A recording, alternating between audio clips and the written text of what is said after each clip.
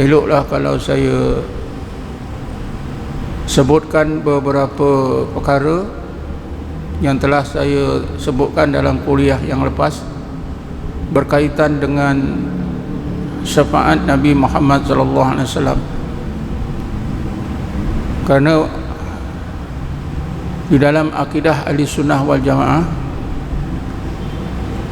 syafaat Nabi kita Muhammad sallallahu alaihi wasallam menjadi satu tajuk yang penting yang mesti kita pelajari dan pahami supaya kita benar-benar dapat syafaat Nabi Muhammad sallallahu alaihi wasallam.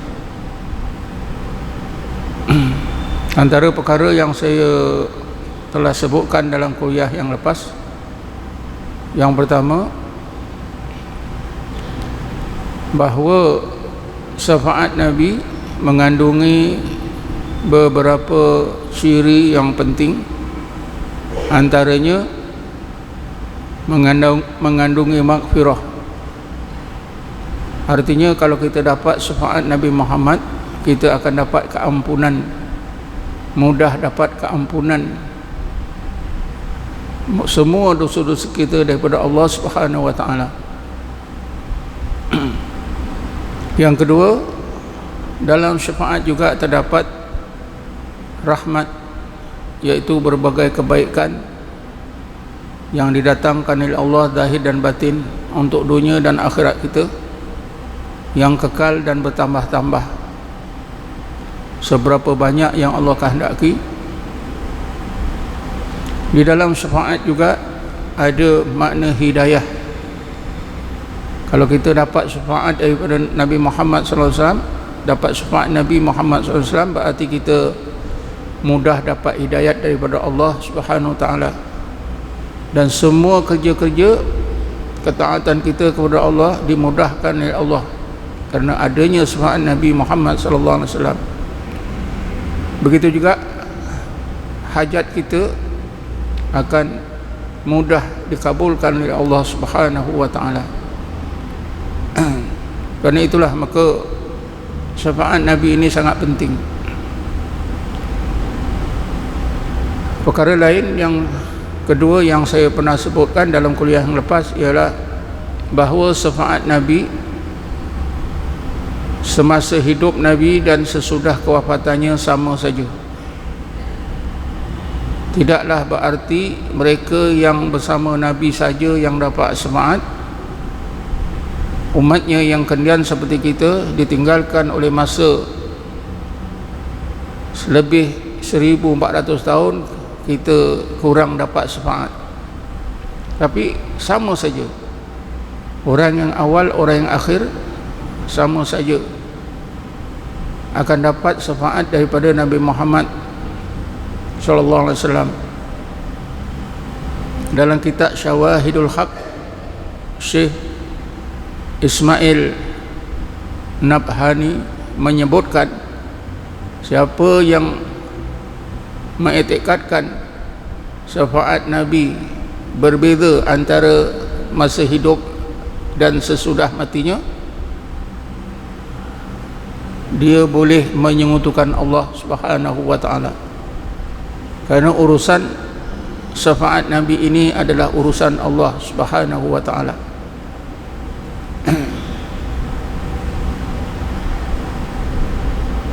Kita ditunjukkan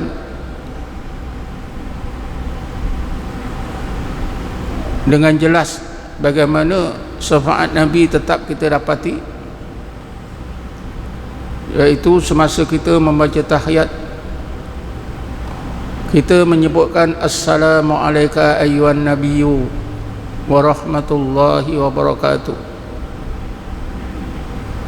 Bila kita sebut assalamu alayka ayyuhan nabiyyu, seolah-olah Nabi Muhammad, iaitu syafaat Nabi Muhammad itu berada di depan kita. Berapa ramai pun umatnya menyebut serentak assalamu alayka ayyuhan nabiyyu, orang yang menyebutnya akan dilimpahkan oleh Allah syafaat Nabi Muhammad sallallahu alaihi wasallam. Saya telah terangkan kap Huruf kaf itu berarti engkau dalam nahu bahasa Melayu orang yang kedua, orang yang kita ajak bercakap di depan-depan kita. Baris depan Nabiyu menunjukkan Nabi itu dekat dengan kita. Jadi bila kita sebut Assalamualaikum ya Nabiyu, insya-Allah Allah akan limpahkan syafaat Nabi Muhammad kepada kita. Sebab itulah diwajibkan di dalam takhiyat itu membaca selawat Nabi Muhammad sallallahu alaihi wasallam supaya kita dapat syafaatnya. Tanpa membaca selawat Nabi tak sah sembahyang kita. Tuan-tuan dan puan-puan sekalian, perkara lain yang saya sebutkan dalam kuliah yang lepas ialah syafaat Nabi ada yang di dunia ini dan ada yang di akhirat. Syafaat Nabi di dunia ini bukan hanya akan melimpah kepada orang-orang yang beriman, tapi juga akan melimpah kepada orang-orang yang tidak beriman juga.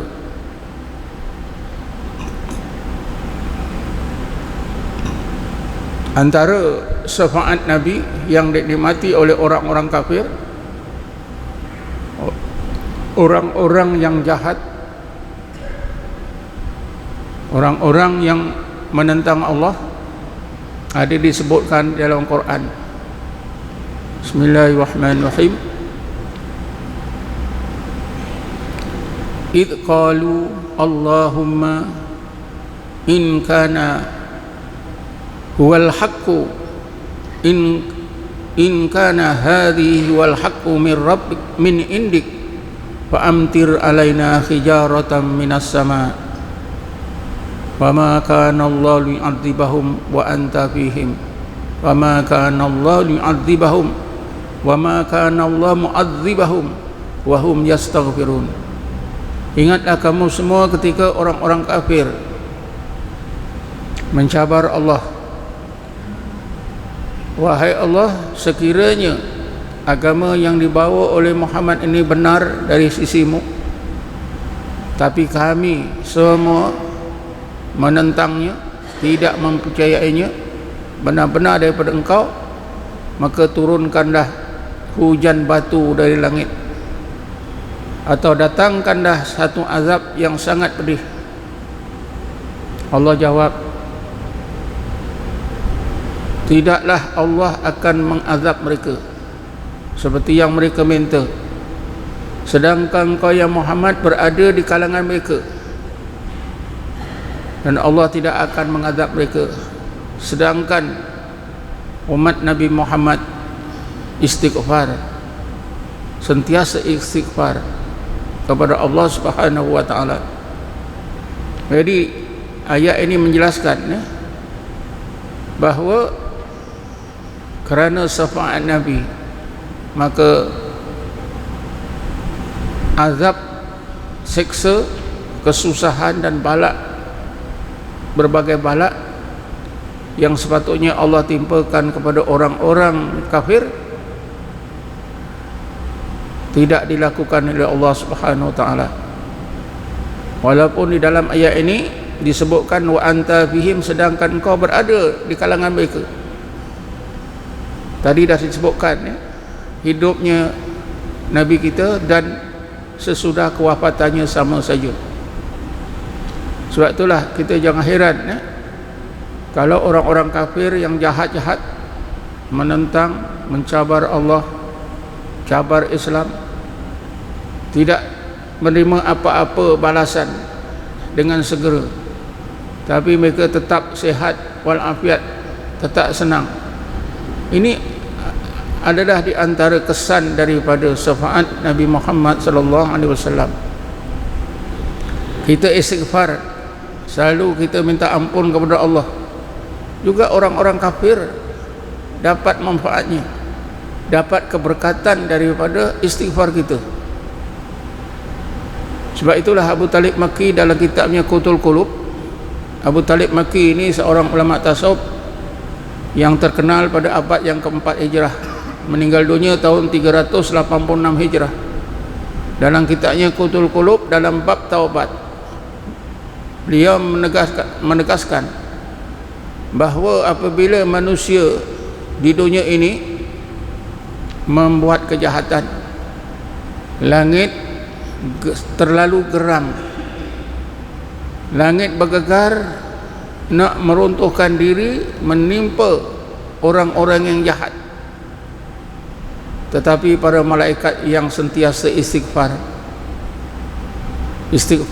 malaikat itu didengar oleh langit, lalu langit yang nak runtuh tadi tenang semula. Ini kan berarti bahawa syafaat Nabi dinikmati juga oleh orang-orang yang jahat, orang-orang kafir. Tidak seperti umat nabi-nabi sebelum Nabi Muhammad sallallahu alaihi wasallam. Mereka melakukan kesalahan yang sikit saja, sekejap saja Allah turunkan bala. Begitu juga tuan-tuan, syafaat Nabi yang di akhirat, inilah yang sangat penting, yang Nabi sebut dalam sebuah hadis yang ringkas, u'titu as-syafa'ata fa'adakhartuha li ummati. Aku dikurniakan oleh Allah syafaat, aku simpan untuk umatku. Maknanya Nabi tidak gunakan syafaat ini. Syafaat ini dinamakan syafaatul kubra, syafaat yang terbesar, syafaat yang terpenting. Tidak digunakan oleh Nabi kita Muhammad SAW ketika di dunia. Setengah ulama kata kalau Nabi Muhammad gunakan syafaat kubra ni, umat Islam tidak akan dihina oleh orang-orang kafir. Umat Islam tidak akan ditinggalkan oleh orang-orang kafir. Umat Islam tetap tinggi, zahir dan batin. Bagaimanapun kita diingatkan oleh Allah, walaupun Nabi Muhammad tidak gunakan syafaat ini, syafaatul kubra, kita dihina, kita dikalahkan oleh orang-orang kafir, Allah ingatkan kita bahawa kita tetap tinggi. Allah berfirman, Bismillahirrahmanirrahim, wala tahinu wala tahzanu wa antumul a'launa in kuntum mu'minin. Janganlah kamu berasa rendah, berasa lemah, berasa hina, dan apa juga perasaan yang tidak baik. Wa antumul a'launa, kamu tetap menjadi manusia yang tertinggi sekiranya kamu beriman kepada Allah Subhanahu wa taala. Jadi sekarang ini kita ditinggalkan oleh orang kafir dalam banyak bidang kehidupan. Allah ingatkan kita, selagi kita benar-benar beriman, kita menjadi golongan al-a'launa, golongan manusia yang tertinggi di sisi Allah Subhanahu wa taala. Jadi berkenaan dengan syafaat yang syafaatul kubra yang akan kita nikmati di akhirat nanti, inilah satu-satunya tuan-tuan yang bakal menyelamatkan kita bila nasib kita tidak baik, kita tersenarai dalam kalangan ahli neraka. Karena bila kita buka saja buku kira-kira kita tahu kita ni ahli neraka ke ahli surga. Tak perlu malaikat bagi tahu, tak perlu siapa pun bagi tahu. Allah berfirman, Bismillahirrahmanirrahim, Iqra' kitabak kafa binafsikal yawma alaika hasiba.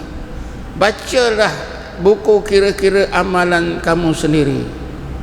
Pada hari ini kamu sendiri boleh mengetahui dengan tepat ahli surga ke ahli neraka. Terang, Iqra' kitabak, bacalah buku kira-kira amalan anda sendiri. Kafa binafsika alaika hasiba. Cukuplah diri anda sendiri mengira membaca buku kira-kira itu. Anda masuk dalam surga ke dalam neraka. Manalah kita tahu tuan-tuan, manalah kita tahu. Kita tengok saja buku kira-kira kita termasuk dalam golongan orang yang bakal dihumbankan ke neraka. Apa harapan kita? Harapan kita terakhir ialah syafaat Nabi Muhammad sallallahu alaihi wasallam. Kita akan menemui Nabi, minta syafaat. Bila kita dapat syafaat Nabi, insya-Allah yang sepatutnya kita masuk neraka, Allah masukkan kita ke surga. Sebab itulah tuan-tuan, saya sebutkan juga dalam kuliah yang lepas, kalau tak salah saya, masalah syafaat Nabi ini kita kena sentiasa berdoa kepada Allah, minta syafaat, sehingga timbulnya doa tawassul, sehingga timbulnya doa istighasah, sehingga timbulnya doa isti'anah. Itu semua bermakna kita minta syafaat Nabi.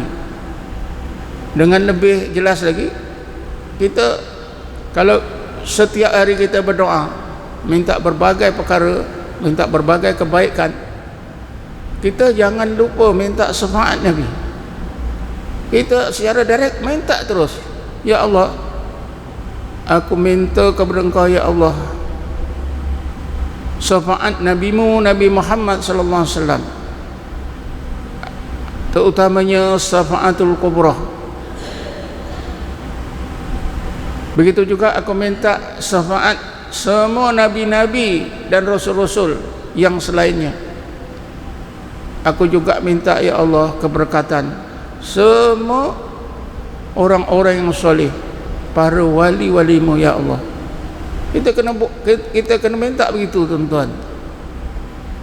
Dulu sebelum saya belajar tasawuf, tak pernah minta syafaat ini, tak pernah baca. Tapi bila saya belajar tasawuf, awal pertama bila guru saya ajar zikir, sebelum zikir itu saya diajar doa itu tadi, ya Allah, aku minta syafaat Nabi-Mu Nabi Muhammad syafaatul kubra, dan aku juga minta syafaat para nabi-nabi dan rasul-rasul yang lain. Aku juga minta keberkatan para wali Allah, orang-orang yang hampir kepada Allah dan orang-orang yang soleh. Diajar secara langsung tuan-tuan. Jadi inilah paling ini perkara minta syafaat inilah yang perlu kita perhatikan. Kita jangan tertinggal dalam doa kita. Mana dah tahu besok kira-kira kita tak tahu tuan-tuan. Sebab di hari akhirat ni hari merendahkan yang rendah, hari meninggikan yang benar-benar tinggi. Disebut dalam suratul Waqiah, khafidatun rafi'ah. Hari akhirat itu ialah merendahkan orang yang benar-benar rendah, meninggikan orang yang benar-benar tinggi. Di dunia ini kita nampak tinggi rendah, tapi nasib manusia di akhirat tak ada siapa yang tahu. Mungkin sebaliknya, yang kita sangka tinggi jadi rendah, yang kita sangka rendah jadi tinggi. Manalah tahu? Yang kita tahu, kita selalu pergi masjid. Mana kita tahu tuan-tuan ada kesilapan-kesilapan kita dari segi akidah, dari segi dosa-dosa besar yang kita tak tahu. Nanti kita baru tahu bila tengok, bila baca kira-kira amalan kita. Jadi untuk mengelakkan musibah ini tuan-tuan, di akhirat nanti kita mintalah kepada Allah, ya Allah, aku minta syafaat Nabi-Mu Nabi Muhammad SAW, syafaat nabi-nabi dan rasul-rasul, keberkatan semua wali-wali Allah, orang-orang yang hampir kepada Allah, orang-orang yang soleh. Minta betul-betul. Jadi itulah di antara perkara yang saya fikir perlu saya sebut semula. terutamanya mengenai doa, berdoa kepada Allah minta syafaatnya, jangan ditinggalkan.